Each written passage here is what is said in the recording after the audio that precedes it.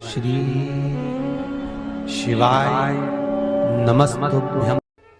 हमारे यहाँ तुलसी के कुंड का भी विधान है। गोल कुंडा है ऐश्वर्य देगा, चौकोर कुंडा है। आप लोग कई बार देखे होंगे किसी के यहाँ चौकोर तुलसी का क्यारा होता है, कुंडा होता है, वो वंश बढ़ाता है। षडाकृति का है, वो धन देता है, संपदा देता है। दोष हमारा है, हम तुलसी के कुंड के नीचे शंकर जी को रख देते हैं। क्यों? कि यहीं तुलसी जी को पानी चढ़ाएंगे, यहीं शंकर जी को चढ़ा देंगे। दोष है।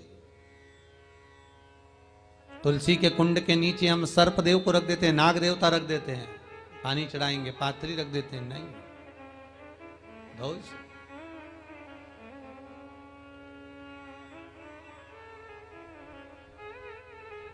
उसका दोष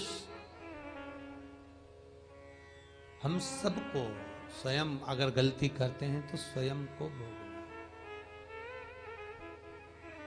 कैसा कुंड हो, 7 तरह के कुंडों का व्याख्यान तुलसी के रूप में कहा गया है महाराज। पहला गोल, दूसरा चौकोर, तीसरा षडाकृति, चौथा त्रिवेणी, 3 कोने वाला कुंडा। शास्त्र कहता है जिसके मार्ग घर में टुकड़े हो रहे हों, घर विभाजन की ओर हो रहा हो, तो 3 कोण का कुंडा घर में रखकर पूजा करने पर परिवार एक हो जाता है।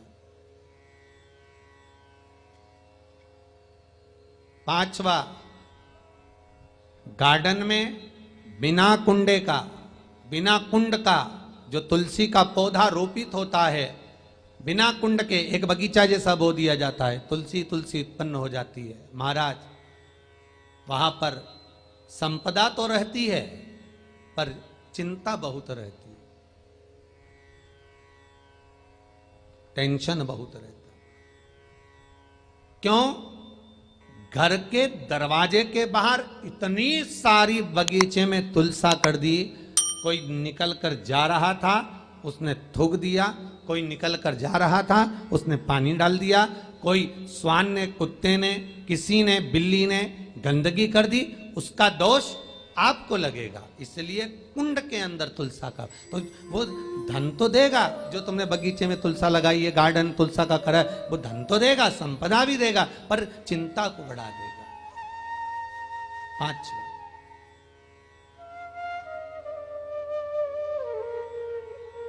महाराज। 6, तुलसी के कुंड को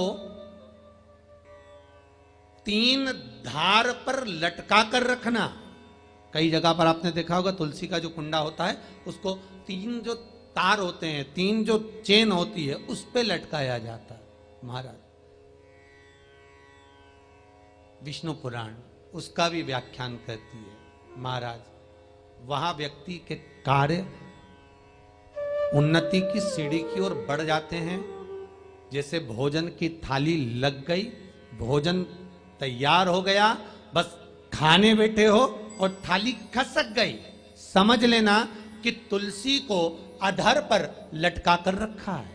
इसलिए कार्य तो हो रहे हैं, बनने वाले हैं। 4 दिन बाद ये काम होने वाला है, 8 दिन बाद ये काम होने वाला है। लग रहा है कि इसमें इतना फल मिलेगा, लग रहा है इस व्यापार को करेंगे तो इतना फायदा हो जाएगा। सब कुछ करा, लाखों रुपए लगा भी दिए, थाली मालूम पड़े खसक गई, अधर लटका है।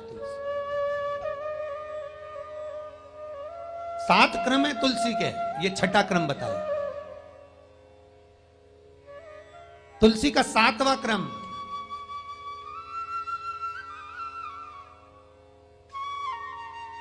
तुलसी का 7वां क्रम है। महाराज,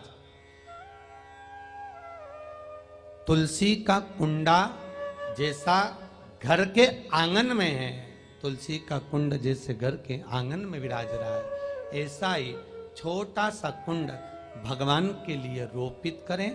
प्रतिदिन भगवान की सेवा करते समय तुलसी का कुंड सम्मुख रखकर उसकी आराधना करना, फिर उस कुंड को वापिस बाहर ले जाकर रखना, फिर दूसरे दिन पूजन के समय पर कुंड को लाकर रखना। हम तो यहां तक कहते हैं, विष्णु पुराण गर्ग संहिता